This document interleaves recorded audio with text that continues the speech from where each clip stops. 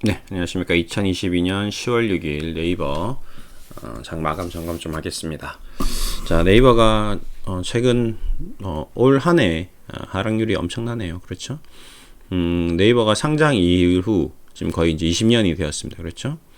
20년 동안 계속 우상향 흐름을 보이다가 작년을 46만 5천원을 기점으로 지금 1년간 63% 정도 조정을 받았습니다. 가장 큰 조정을 받았을 때도 이때 2018년도에 음봉이 한 50% 정도, 그렇죠? 최고가 19만 5천원에서 10만 4,500, 10만 4천원 정도 빠졌던 적이 있었는데, 이때 이후로 거의 최고인 것 같습니다. 리만 사태 때, 그 다음에 코로나 사태 때, 그리고 지금이네요. 그러니까 그만큼 네이버가 큰 조정을 받고 있다, 받았다 라고 좀 보셔야 될 것 같습니다. 저도 제일 처음에 이제 장교로 전역하고 군 생활하면서 이제 급여를 받았으니까 주식 투자를 좀 했었거든요. 그때 네이버를 이제 그때는 NHN이었죠. 그렇죠? 네, 지식 검색. 멜파스인가요? 뭐 지식인이라는 거를 인수하고 이 회사가 이제 굉장한 회사라고 친구한테 얘기를 들었습니다. 앞으로 엄청난 기업이 될 것이다. 근데 그때는 뭐 인터넷 뭐 다음이 장악을 하고 있었기 때문에 다음을 이길까 그런 생각했는데, 네이버가 지식 검색으로 어떤 시장의 점유율을 점차 늘려간 이후에 지금까지 계속 꾸준한 성장을 했었습니다. 작년까지 20년 만에 큰 조정이 왔네요. 그러면 이제 이 기업을 사야 할까? 지금 사야 할 타이밍이죠. 보유하고 있으신 분도 있을 겁니다. 대부분 뭐 제 방송을 보시는 분들은 보유하고 계신 분들이 많겠죠. 네. 근데 이제 이 상승분은 분명히 이제 얘기 드릴 수 있는 부분은 글로벌 증시뿐만 아니라 우리 증시까지 해서 다 어떤 유동성 파티의 어떤 하나였다라고 좀 보시는 게 맞다라고 보시면 될 것 같습니다. 이 두 장대 양봉. 그러니까 지금은 어느 정도 이 유동성이 회수되는 국면, 금리 상승에 따른 상황이기 때문에 이제 좀 주가가 평균가에 좀 회귀했다라고 좀 보시면 될 것 같습니다. 제 생각에는 네이버가 본연의 가치, 일단은 20만원 언더에서는 원래 이 기업이 가지고 있는 펀더멘탈 정도 수준에 이제 돌아왔다, 회귀했다. 이렇게 좀 보셔도 될 것 같습니다. 241 이동평균선이 지금 40만원. 가격 하락폭은 굉장히 큰데, 재무적으로는 지금부터는 이제, 제가 뭐 과거에 어제도 얘기 드렸지만 구글이라든지 뭐 지금 카카오 그룹주나 뭐 전반적으로 이렇게 기술주 뭐 셀트리온도 마찬가지겠지만 여러 기업들을 이렇게 살펴봤을 때 PER, 시가총액 이런 것들 다 감안하고 EPS, PBR 뭐 이런 것들을 총 감안했을 때 지금 현재 네이버는 어떤 성장성에 대한 어떤 기술적인 부분이 감안되어서 현재 주가는 이제는 이제 저평가 국면에 들어선 거죠.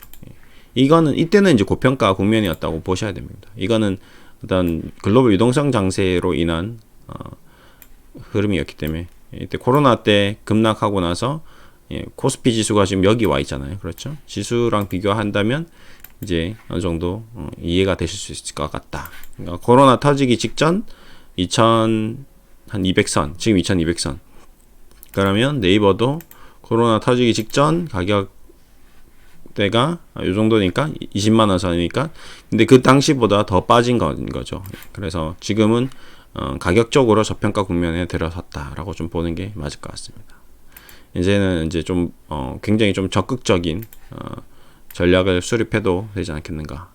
지금 최근 들어서 가장 저점이 보시면 월봉으로 보더라도 네. 15만원 선 정도 되면 뭐 거의 그렇죠. 10만원이 간다면, 만약에 지금 16만원인데 10만원대로 간다면 정말 심각한 상황이고요. 카카오를 비교하더라도 카카오가 한 35,000원 정도, 지금 카카오도 지금 이미 조정을 다 받은 상태거든요. 68%.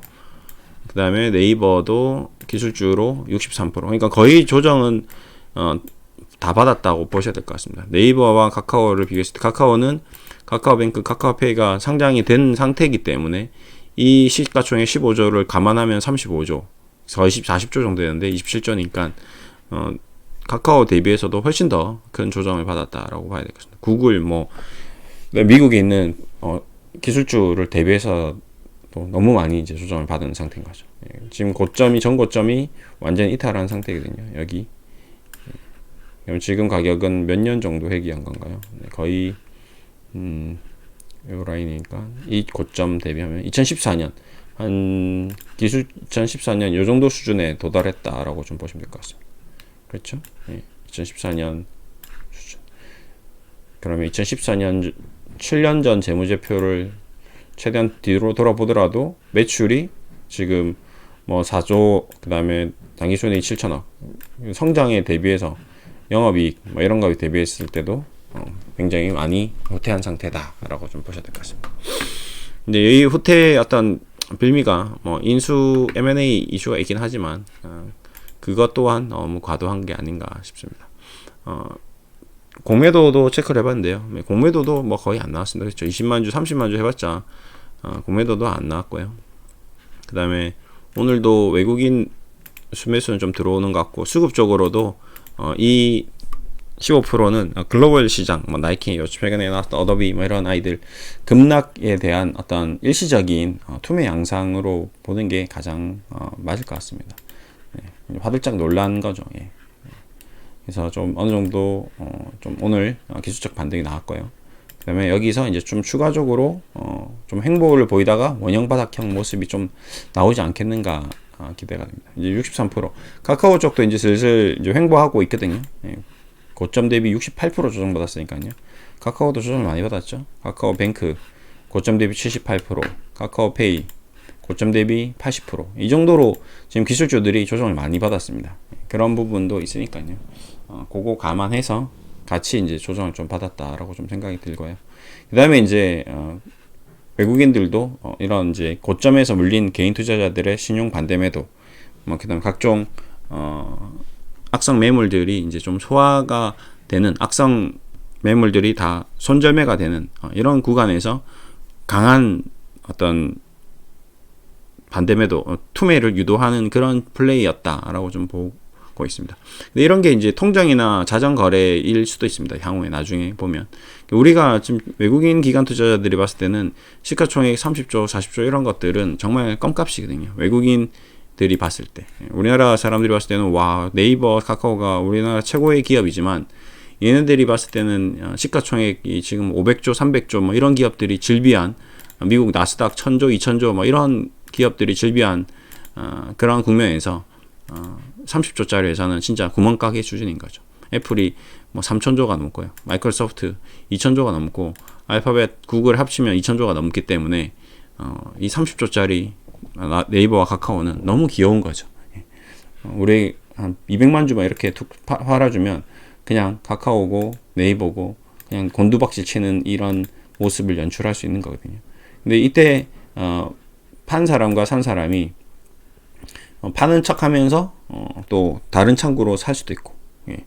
근데 그것들이 뭐 꼭 우리가 통정이냐 뭐 그다음에 자전이냐 정확한 증거를 찾기는 어렵습니다. 예. 하지만 그들은 그만큼의 어떤 수많은 계좌와 수많은 전략으로 그렇게 할 수도 있다. 그건 어디까지나 저희 이제 개인적인 추측이지만 그 정도 할 수 있는 정도의 어떤 힘은 있다라고 저는 보고 있습니다. 그렇기 때문에 이런 국면이 이제 좀 지나가고 나서 좀 시간이 지나면 다시 좀 진정되고 안정이 되면 외국이나 기관 투자자들의 어떤 움직임이 또 새롭게 바뀔 수 있기 때문에 요 국면만 좀 잘 이겨내면 될 것 같습니다. 지금 예상가가 보면 조금 밀려서 이제 마무리될 것 같은데 아무래도 아직까지는 불안할 겁니다. 지금도 보시면 이 투자주의 종목으로 공시가 되어 있거든요. 이런 것들이 웃긴 거죠.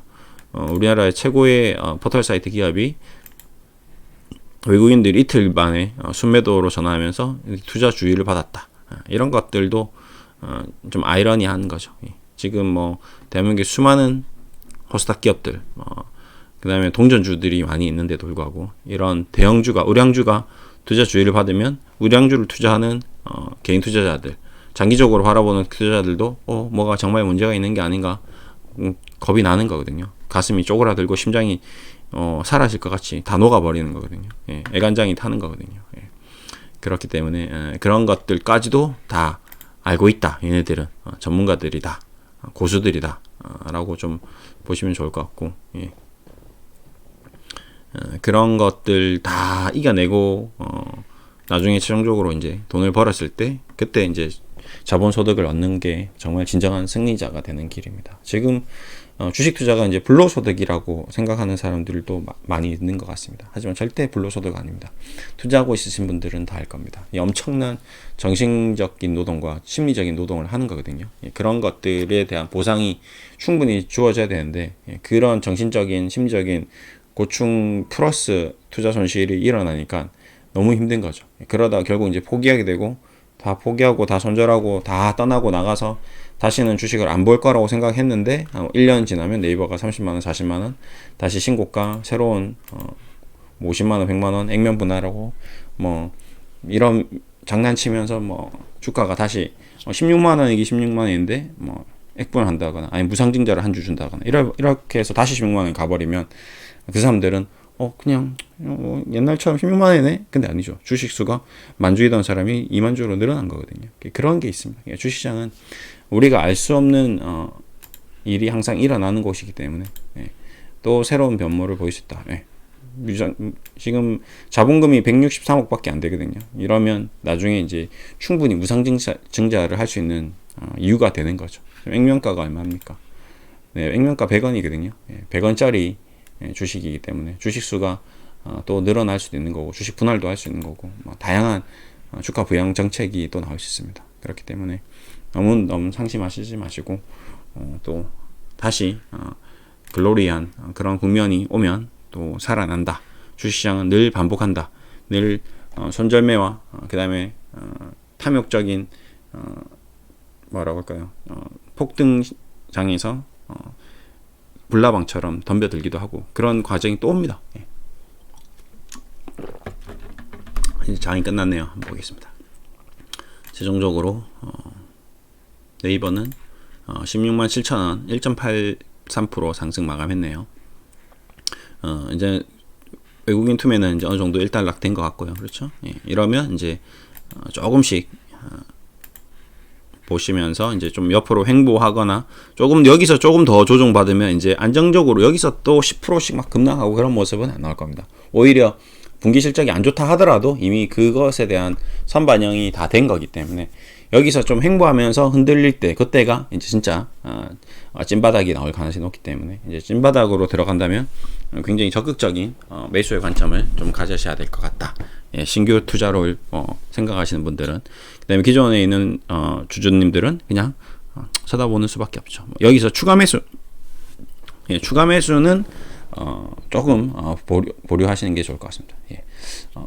비중 조절을 하는 게 아무리 좋은 주식도 자체적으로 너무 큰 비중을 가지고 있다거나 뭐 몰빵을 했다거나 이런 건 절대 하시면 안 되고요. 신용으로 갑자기 여기서 사겠다 그런 것도 하지 마십시오. 집담보대출 받아야 되겠다 이런 거 하지 마십시오. 이런 거는 했다가는 패가망신 당합니다. 지금 16만 7천원도 어디까지나 기술적인 부분에서 현재 가격이 그렇다는 거지 16만 7천원이 10만원 가지 말라는 법은 세상에 없습니다. 그렇기 때문에 만약에 16만원이 10만원이 가더라도 그냥 현금 투자하고 장기적으로 투자하고 뭐 안 되면 자녀분에게 물려주고 이런 여유 자금이면 16만원짜리가 10만원 가도 괜찮습니다. 근데 문제는 16만 7천원에 샀는데도 불구하고 이게 10만원이 가버리면요. 여기서 신용 2배, 뭐 3배 질러버리고 집담보대출 받아서 질러버리면요. 그냥 전 재산이 다 털려버립니다. 완전히 깡통 거지가 되는 거예요. 그렇기 때문에 그러면 10만원 찍고 한 달 만에 2배 나와서 20만원 올라가 버려도 그때는 아무리 땅을 치고 후회도 되돌릴 수가 없는 그런 지경에 이르게 됩니다. 그렇기 때문에 항상 비중 조절하시고 리스크 관리하시고 늘 얘기 드리는 것처럼 밤에 두 다리 쭉 뻗고 잘 수 있는 정도 우리 배우자가 우리 가족이 내 주식 투자로 인한 손실에 대해서도 아무런 걱정 근심 안 할 수 있는 정도 수준만 투자를 하시면 영원히 주식 투자에서 성공할 수 있습니다. 우량주 그 다음에 기업 가치가 상승하는 경우에 한해서요. 그렇게 보시면 되실 것 같습니다. 힘든 시장입니다. 좀 힘내시고요. 오늘도 어떻게든지 좀 잘 마무리되었는데 앞으로 미증시도 좀 더 상승하고 우리 증시도 추가적으로 좀 상승하길 기대하면서 마무리하겠습니다. 감사합니다.